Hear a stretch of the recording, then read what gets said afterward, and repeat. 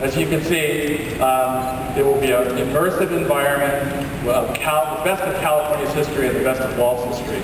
You'll walk down this very intimate, narrow, tree-lined street. You'll see the red cars coming around. And at the end of the street, framed by Buena Vista, you will see this beautiful new icon, completely new icon for DCA, which is a reinvention of the Carthay Circle Theater. Don't forget to tell them about the great restaurant component of this Disney California Adventure expansion. So, here to join us to talk about this all-new 12-acre land is a veteran Imagineer who actually began her career right here at Disneyland in 1976, selling rubber snakes and shrunken heads at Adventureland. I didn't know that till yesterday. So, thank you, Bob, and ladies and gentlemen, the executive producer for Cars Land, Kathy Mangum.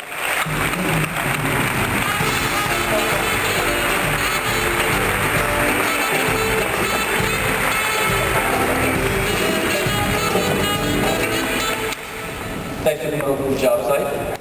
Looks like you might have changed your open-toed Yeah, it was a little dirtier earlier today. So Cars Land really is one of the most anticipated aspects. The people and the places that inspired the movie that's inspiring the land.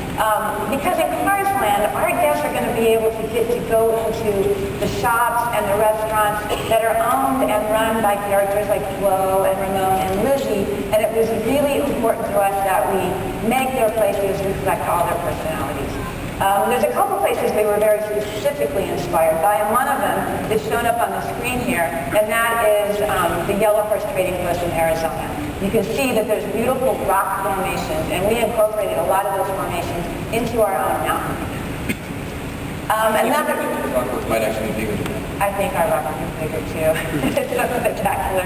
So there's another place that had a really interesting history to it that inspired us, and that is True Guns, also in Arizona. And a lot of the buildings that were there inspired the shoe structures that we're designing for Radiator Springs racing.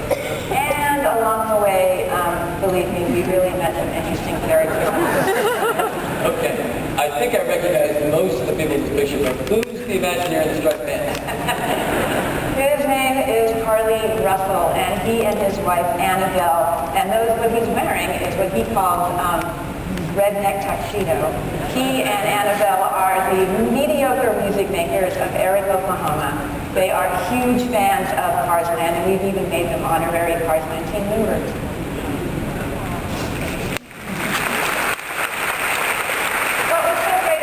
Harley and Annabelle and so many other people on the road is that they have become friends with the people at Pixar. In fact, a lot of them went to the opening of Cars when it opened up in the East Coast. And they helped Pixar bring their film to life, and they invited us into that same circle of honor. And to us, that really gave us an even greater responsibility to really accurately reproduce just the friendly and the proud spirit of the Mother Road. So, I know we're scheduled to walk the site in a couple of weeks, and that'll be great, but can you give us a little update on the construction? Yeah, in fact, if you've been inside the park recently, John can tell you that we are very, very hard to miss.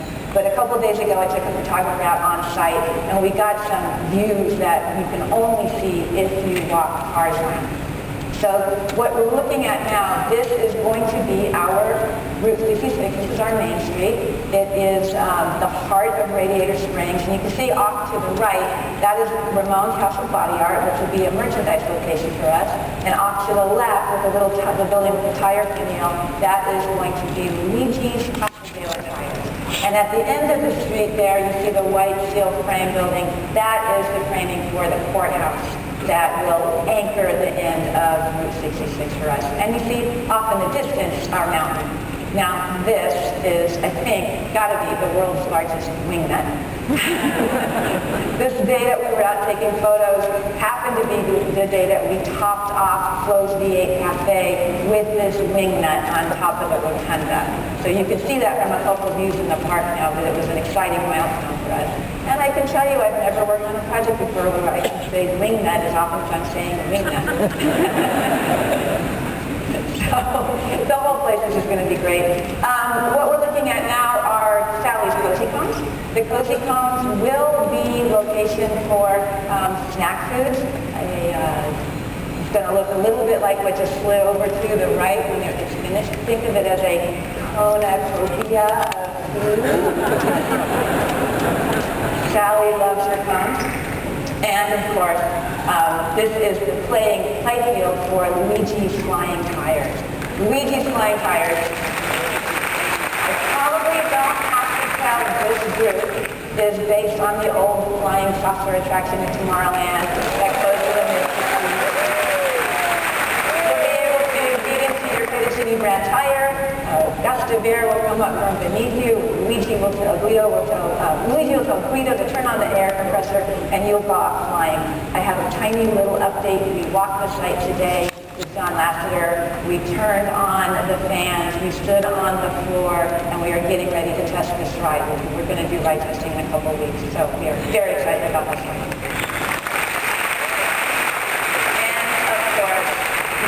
Cars now without talking about our e-ticket, which is Radiator Springs Racers. It is really going to be fantastic. It's going to be an incredible experience. You get to meet all your favorite characters before you end up racing another vehicle in and among all that beautiful rock work.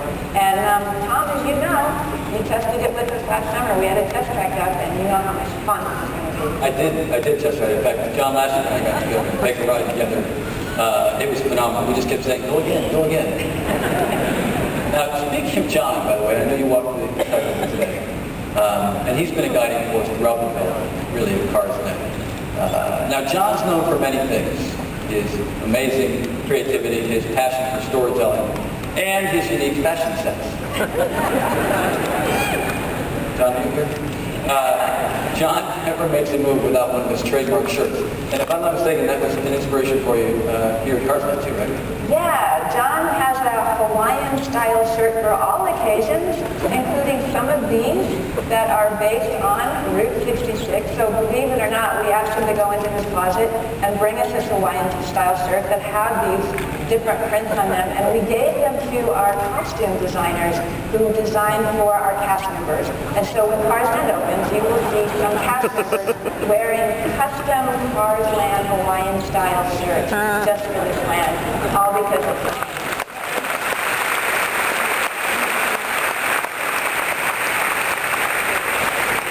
You may end up with some people trying to buy a photo before you're done.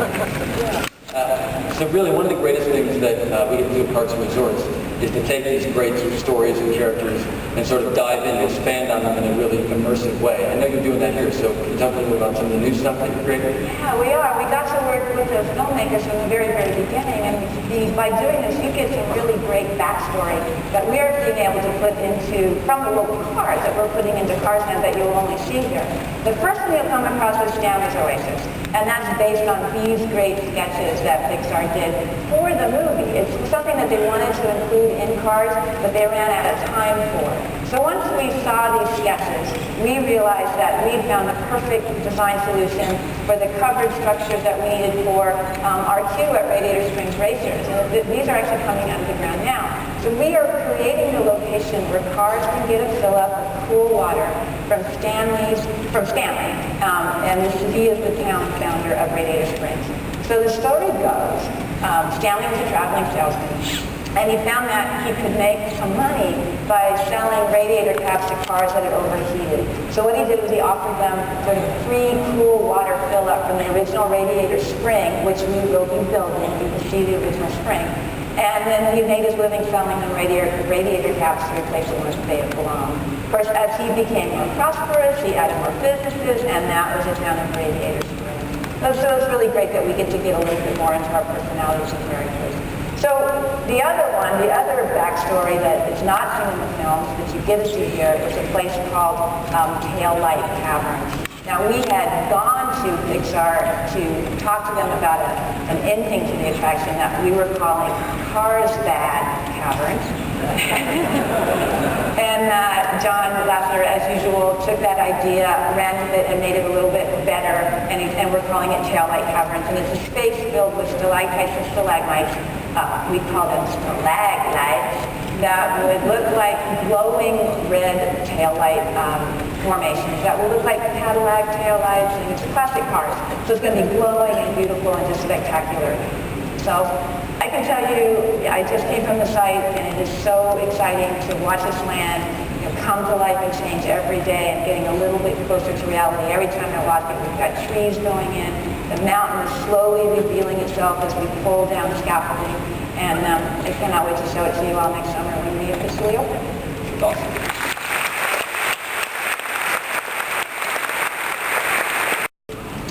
So Imagineering is hard at work on the design elements of Fantasy Fair. So these renderings are actually early renderings, but they give you an idea of just how charming and how enchanting it's going to be. At the heart of Fantasy Fair is Tangled Tower.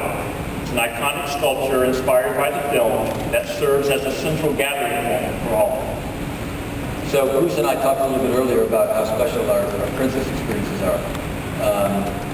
So inside the Royal Princess Hall, a trio of Disney royalty will welcome guests and provide a truly personal visit. Not only will it be a beautiful place to capture photos, but it's also going to give families ample time to meet with their favorite princesses. The Fantasy Fair stage will be an incredible new entertainment venue that will enable us to bring the stories and inspiring personalities of our fairy tale heroes and heroines to life, and to let our guests become part of the story too. Each morning, when the park opens, Princess Aurora will welcome her royal guests and invite everyone to gather for a very special celebration. At various times throughout the day, families can join the Royal Ribbon Festival with the Disney Princess and our royal court attendants for dancing and celebration. Now, I know what some of you might be thinking, but at night, Fantasy Fair stage will still play host to the classic music and dance offerings our guests continue to love. So, for you swing dancers out there, don't worry. Fantasy Fair will feature new food and merchandise offerings, all themed to enhance this new fairy tale experience. Because we know this is the heart of the Disneyland park, Fantasy Fair will bring our classic characters and stories to life in a new yet timeless way, and we can't wait. We're very excited. Thanks, George. Appreciate it. Thank you.